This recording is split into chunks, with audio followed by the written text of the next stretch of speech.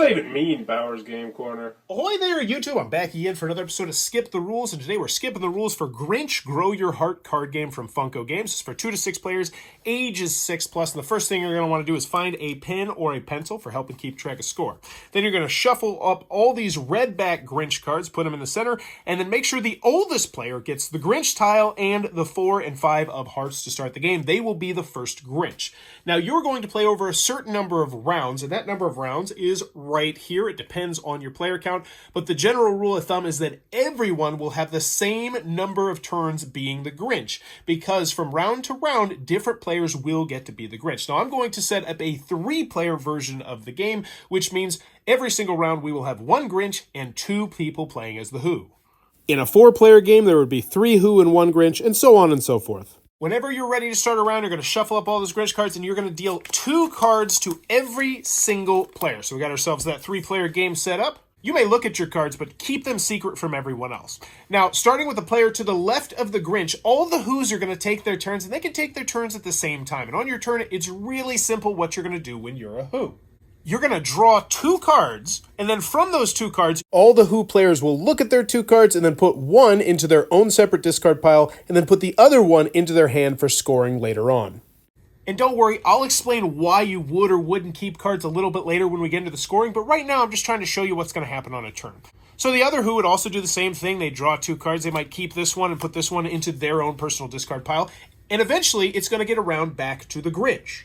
Now, the Grinch is going to do the exact same thing and draw 2 cards, keep 1 and discard 1, but when they draw cards, they can either draw it from the top of the deck, or they can draw it from the top of any discard pile, including their own if they have a discard pile.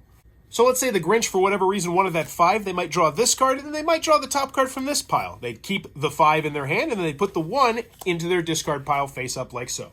Now, all players are going to look at the Grinch tile and see the number inside of the heart. That's how many cards should be inside of your hand. So 3, 3, and 3, we're all good. If for whatever reason you don't have that number of cards, figure out the mistake and fix it. And now what the Grinch is going to do is they're going to put that 4 there. And everyone's going to take another turn, which means once again, this player is going to draw 2 cards, keep 1, discard 1. This player, same thing, draw 2 cards, keep 1, discard 1. Then it gets back to the Grinch, and the Grinch says, I don't like any of these cards. They take the top 2 cards of this pile, they put 1 in their discard, and 1 right here.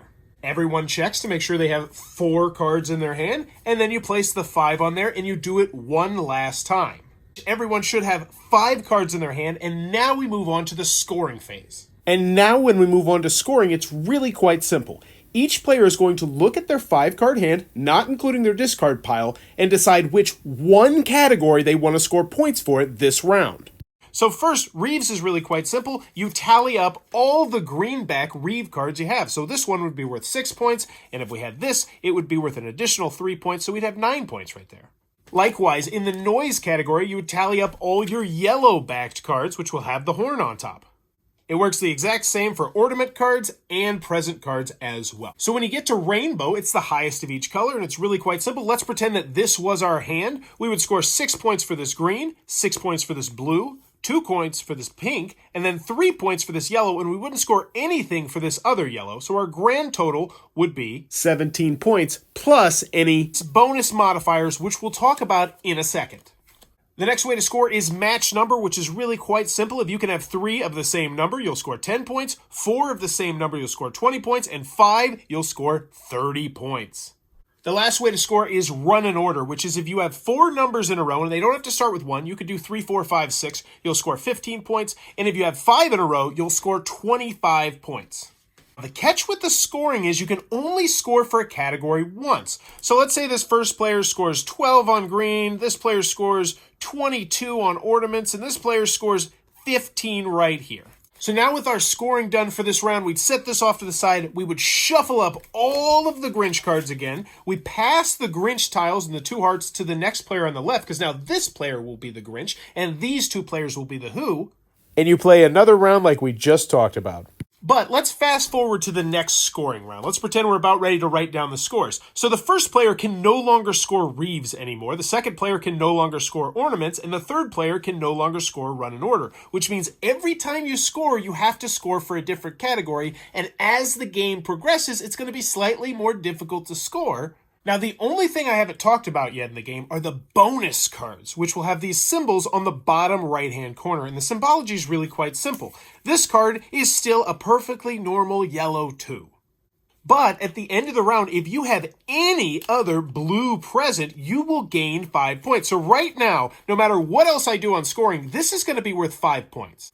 Even if somehow you had the worst round of your life and you were due to score no points, you would still score 5 points for having these 2 cards in your hand.